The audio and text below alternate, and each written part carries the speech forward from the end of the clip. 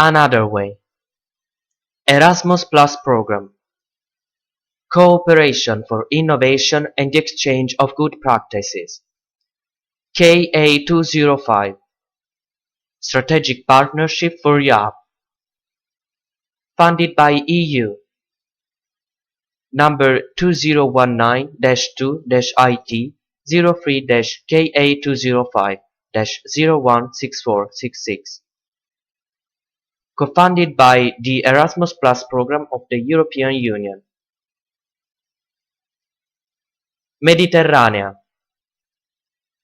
Associazione per lo sviluppo locale. This work is licensed under the Creative Commons Attribution Non-Commercial Share-alike 4.0 International License.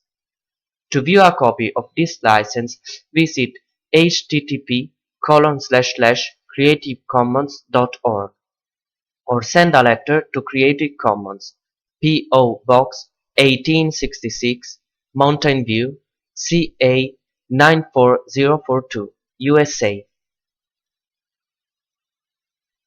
Per altra via. Anotherway. An original method by Francesco Piccolo.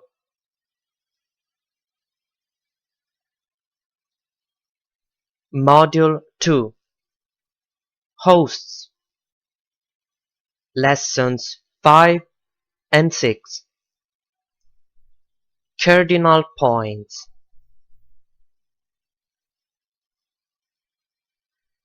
The code of ethics that we read in the previous lessons provides us with 4 cardinal points that guide our actions as tour operators of AW.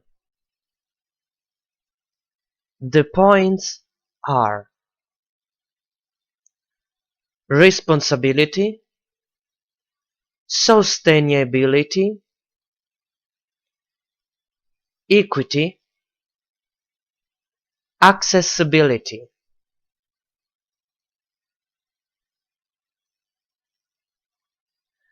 At every stage of our work, that is conception, design, verification, and implementation, we have to deal with this.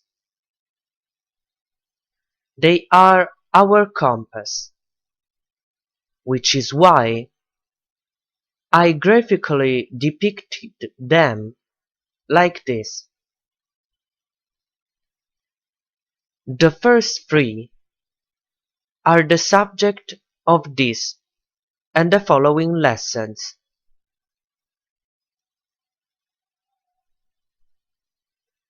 The last one, accessibility, will be discussed extensively in lessons 7 and 8 of the module.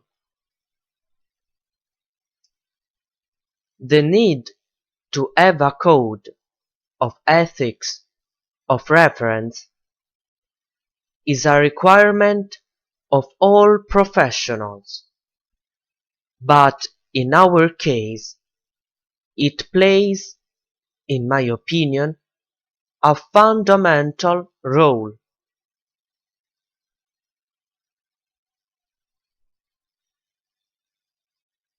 For me, Francesco Piccolo, creator of the Per altra via Anotherway method, which is at the basis of this Mediterranean project, funded by Erasmus+, certainly it has. The tourist is the user of our services, but it is not obvious that he is also our client. To pay for our services could be a corporation, a company that always operates in the tourism industry.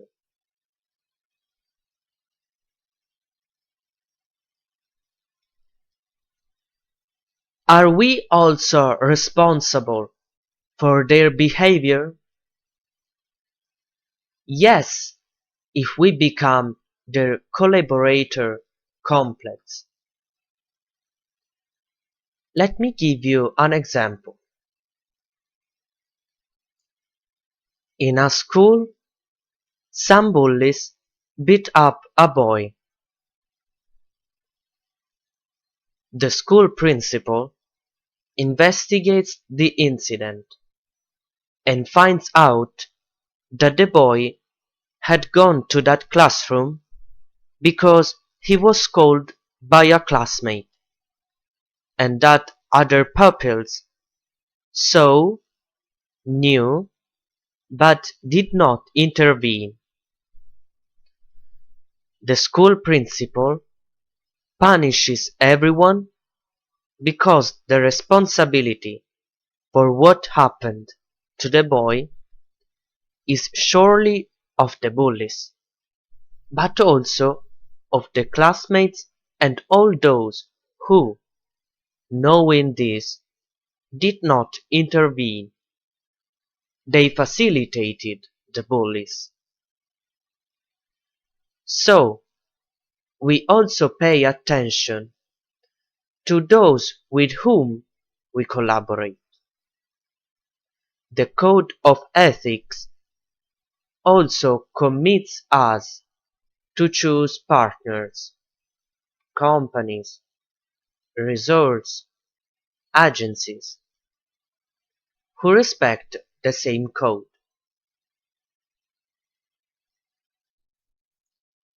If a resort stands on illegal land and defaces the landscape or exploits the local workforce, can it be our client? It is not only a question of legality or illegality.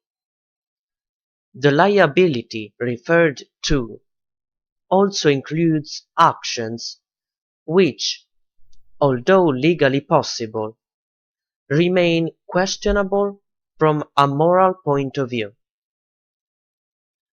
In a way, we are at the forefront of ethical tourism.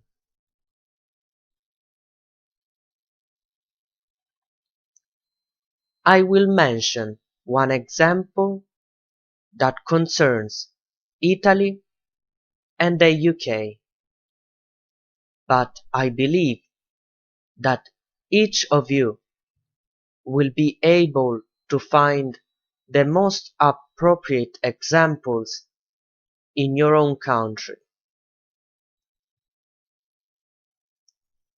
A well-known web-based tourism agency sponsors the Mafia Tour or the Camorra Tour.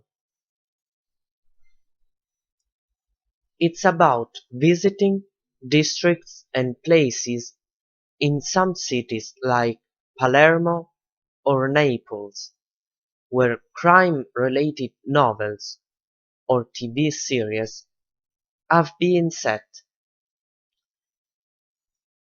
They are usually suburban districts, high social risk, police garrisoned. They have been the scene of crimes or massacres, places where violence has raged and reigns. Why do people want to go there? What attracts them? Morbidity, a taste for the macabre, curiosity. But the motivation of tourists now counts for little. This is about us, the operators. In London, There are walking tours about Jack the Ripper's crimes, but with equal interest from tourists, I think it is possible to understand the obvious differences between these and those mentioned above. First of all, from the point of view of temporal life, things are different. Jack the Ripper's crimes happened and ended more than a century ago, so it would be very unlikely for tourists to come across the serial killer.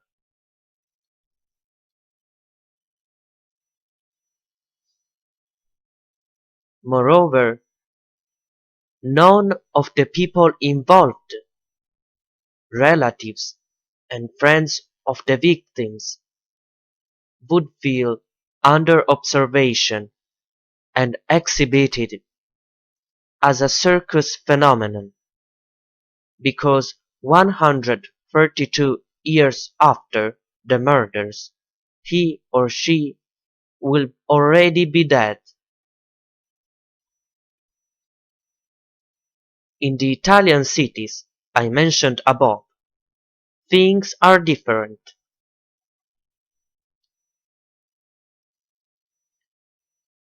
The districts are still today at the center of the battle between the Italian state and criminals. Tourists risk when they go there. The tourist guide who accompanies them knows it, so he usually hires a local Sherpa, that is, a resident of the district who, with the permission of the criminals, as a volunteer, leads the expedition in the district, ensuring the protection of tourists, who generously give a tip equal to the fee of the official tourist guide, who took them to the edge of the district to entrust them to the volunteer, Sherpa. This is a second point. That guide is allowing tourists to pay, albeit in the form of a tip, criminals for their safety. Furthermore, unlike London, where the inhabitants are not considered survivors or possible accomplices of the killer, the people who live in these districts of Palermo and Naples would like to live in peace, and instead, in addition to suffering the criminal acts, must be subject to selfies and souvenir photos, as if they themselves were members of the mafia or camorra. If it had been our friend, son, sister, brother who died, would we like someone to go to the sidewalk where she died to take a photo, not to remember the sacrifice of our beloved, but only to smile at a room?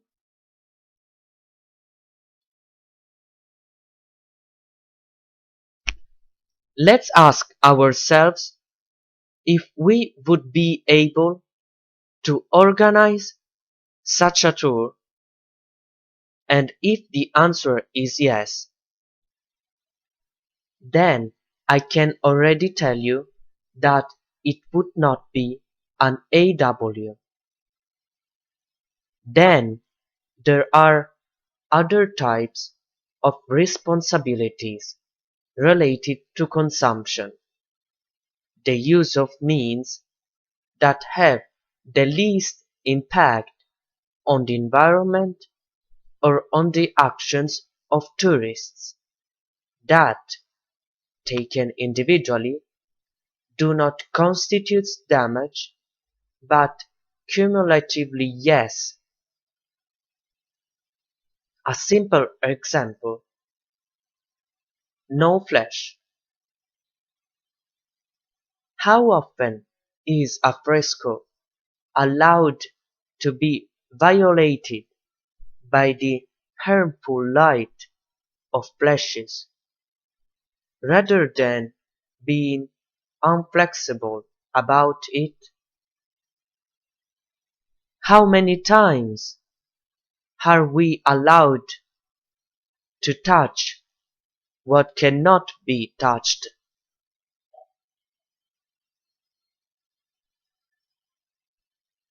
If we think that the historical artistic heritage serves to remind us who we are and where we come from, and to suggest where we could go,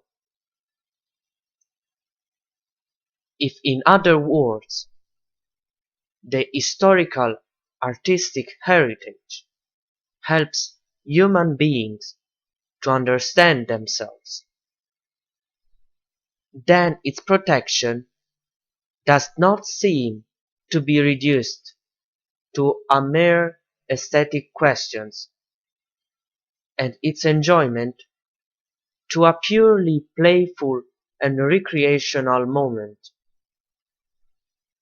From this point of view, there is a morality in beauty, which consists precisely in the ability of beauty to cultivate our humanity. To deface a place is to kill a little piece of our humanity.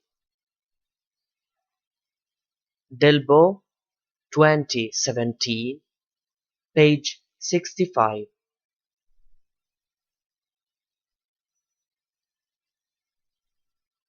Summing up, while maintaining the hospitable welcome mentioned in paragraph 2 of Article 1 of the Code of Ethics, the tour operator must, on the one hand, protect the safety of the tourist, paragraph 4, and on the other hand, ensure that the tourist refrains from any offensive and insulting conduct of the local population, as well as set the conditions for respect for the environment, paragraph 5.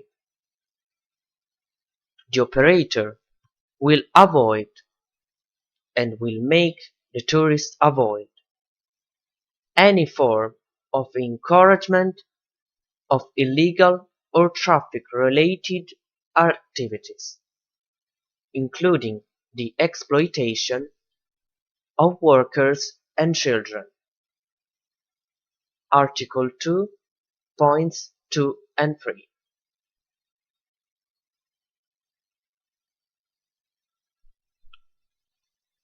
In a single sentence, act so that the effects of your actions are compatible with the permanence of genuine human life.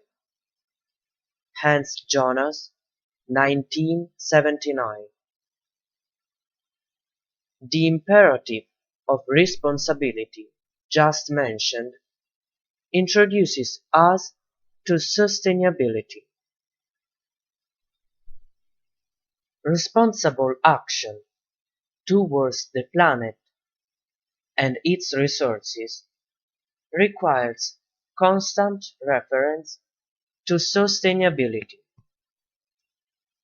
If we allow every tourist to take away a glass of sand or a piece of rock from a nature reserve, what will remain? In Italy, it has happened that it was necessary to ban access to the pink beach of Budelli for this reason.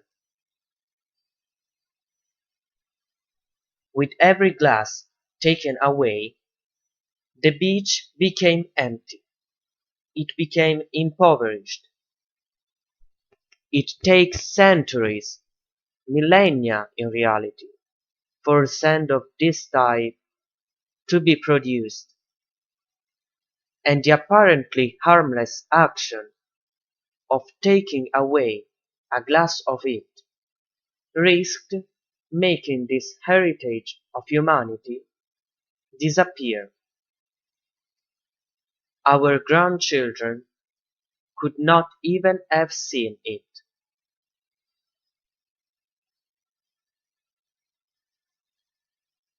Article 3 is therefore all about the concept of sustainability, and in particular, in paragraph 4, there is a call for tourism operators to share, as well as respect, any restrictions on access to particularly sensitive areas.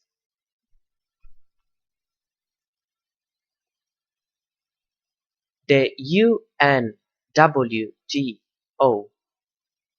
United Nations World Tourism Organization, stated in 1988 that tourism activities are sustainable when they are developed in such a way as to remain vital in a tourist area for an unlimited time, do not alter the environment, natural, social, and artistic, and do not hinder or inhibit the development of other social and economic activities.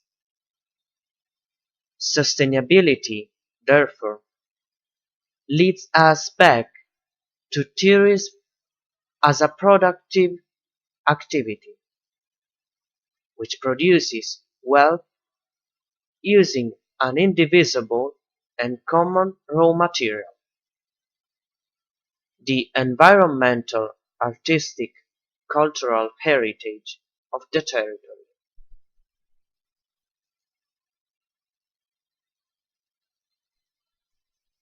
But this use must follow what the 1987 Brundtland Report already says about sustainable development.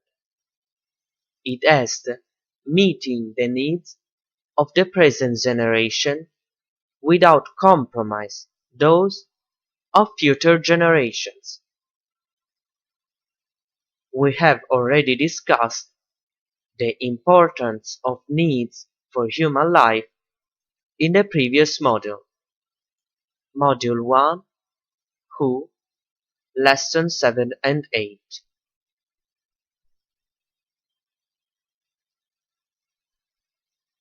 Paragraph 1 of Article 4, therefore, reports the centrality of the community in the management of the heritage of humanity, which falls under its responsibility.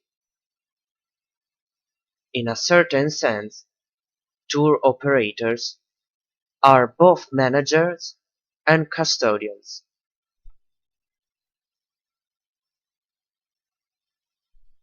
Another key document about sustainability, which I invite you to read in full, is Charter for Sustainable Tourism, written in April 1995 at the end of the Lanzarote Conference.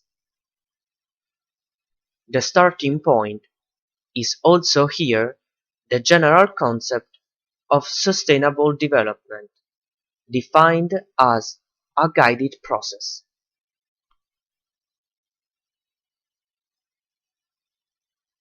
By whom? We should ask ourselves, because in my opinion, we are part of it. As a powerful instrument of development, tourism can and should participate actively in the sustainable development strategy. A requirement of sound management of tourism is that the sustainability of the resources on which it depends must be guaranteed.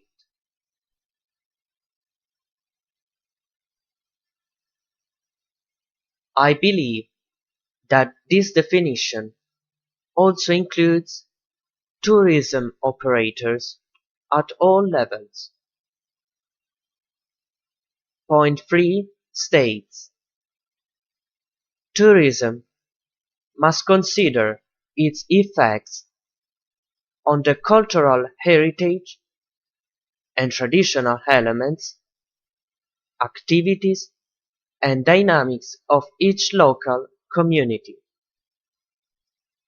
Recognition of these local factors and support for the identity, culture, and interests of the local community must at all times play a central role in the formulation of tourism strategies, particularly in developing countries.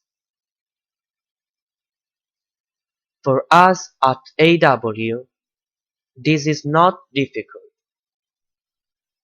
The premise of our action is that there are people who are understood as host communities or as tourists with their own personal identity, as well as that of the community from which they come.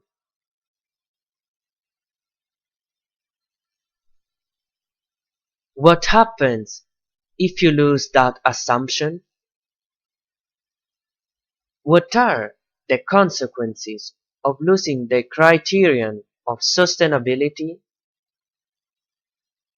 Unfortunately for us, and in line with the general principle that we learn, we already know wrongly what happens if tourism moves as an uncontrolled phenomenon. The Torremolinos effect is an infamous term.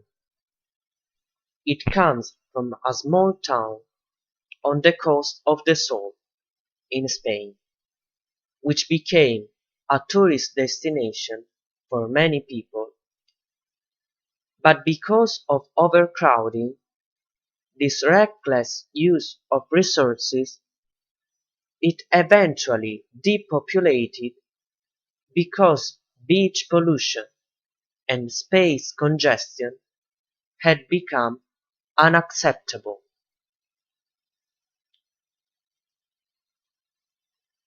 This phenomenon has occurred and is still occurring where economic profit makes tourism operators short-sighted.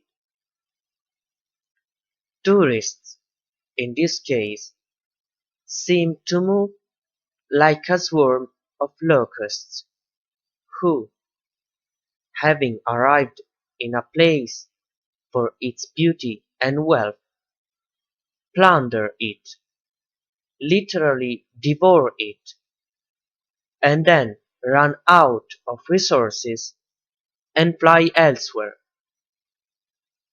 What a terrible image!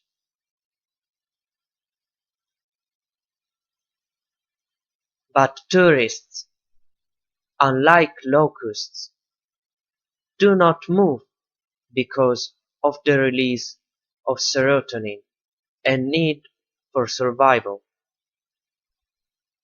They move because it is that kind of tourism, that product that is offered and advertised to them.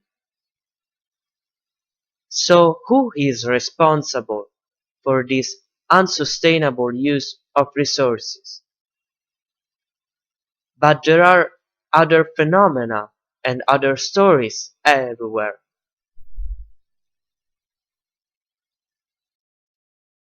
Löfgren also writes that in Spain, a phenomenon related to the type of clientele has been observed for the first time. He writes, the term ibizzazione refers to the ways in which destinations like Ibiza in Spain and Kos in Greece become hot spots for beach and boogies, with a much younger clientele moving in. Although their beaches are pretty much deserted until the disco crowd wakes up in the afternoon, the family tourists and the citizens go elsewhere. In Italy, on the other hand, term rapalizzazione has been used to indicate the reduction of a city in bad environmental and urban conditions by building for speculative purposes edifices and infrastructure in a chaotic and uncontrolled way. It derives from the violence committed in the city of Rapallo in Liguria. What then can we say about the destruction in Greece and the other islands of the Eastern Mediterranean? In Bulgaria, the communist regime already tried to attract Western tourists to the shores of the Black Sea, and even there some situations were difficult to deal with. No nation, no place is immune from this kind of mismanagement of tourism that Löfgren calls slash and burn effect. Sustainability is not only ethically desirable, but also economically advantageous.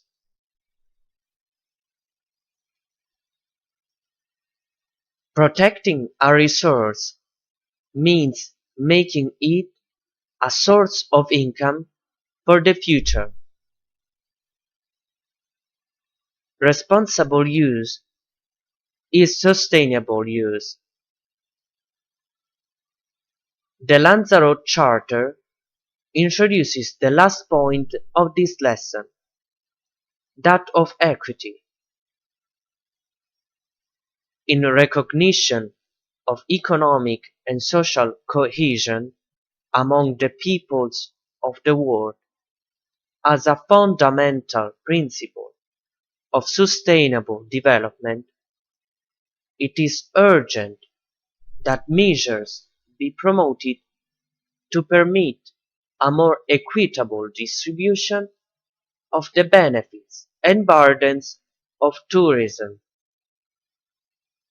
Benefits and burdens. Let us focus on the latter. What is meant by equitable distribution of burdens? The first answer that comes to mind is pollution. It is unlikely that fine dust will be deposited only on some houses, and others will not. Even more unlikely that an aquifer will go into some pipes and others will not. But think of less obvious forms of pollution. For example, noise pollution. If there is ibizzazione in an area, let's try to imagine the nocturnal shouting of hundreds of young people having fun, maybe even drunk, the loud music that the locals spread to attract those young people. The local population, subjected to this continuous stress, becomes tired, aggressive, intolerant, inclined to see tourists as invaders rather than as guests. And then we consider the visual pollution. The impact of this type of pollution is not only on men, but also on animals, especially nocturnal ones. Beach parties, light games, or overt signs disturb people as well as animals, especially nocturnal ones.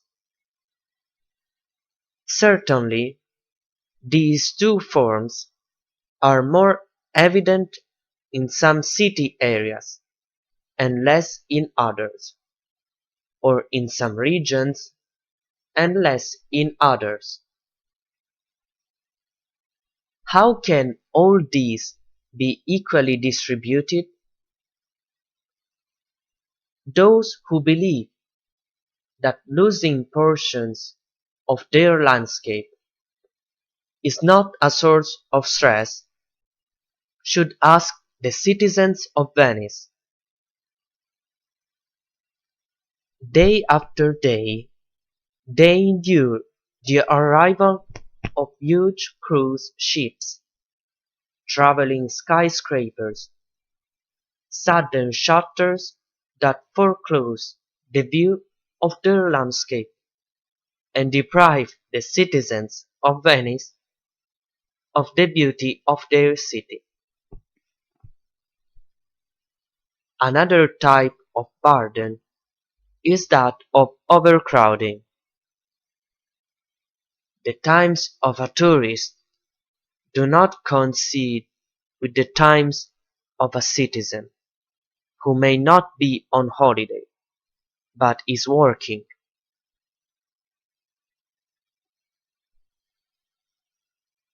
Moreover, an overcrowded city is difficult to live in. Traffic, difficult access to the historic center, and higher prices for goods and services. Could all this be avoided? Paragraph 4 of Article 5 of the Global Code of Ethics of Tourism calls tourism professionals to should carry out studies of the impact of their development projects on the environment and natural surroundings. In the impact assessment, the burdens must be minimized for the territory and compensated with the benefits that must necessarily be equally distributed in the community. And in fact, the Lanzarote Charter states that tourism should be fully integrated into and contribute positively to local economic development. All options for tourism development must effectively serve to improve the quality of life of all people and must influence the socio-cultural enrichment of each destination. In what way this can happen is explained in paragraph 1 of Article 5 above. Local populations should be associated with tourism activities and share equitably in the economic, social, and cultural benefits they generate, and particularly in the creation of direct and indirect jobs resulting from them. Tourism becomes an employment opportunity for the territory, so that part of the wealth brought by tourists can be distributed among the members of the community, and for those who do not operate directly in the sector. The same Article 5 refers to local manpower. The concept of equity should be read not only from the point of view of the hosts, but also from the tourists' one. In this case, the concept of equity should be understood as equal access to tourist assets.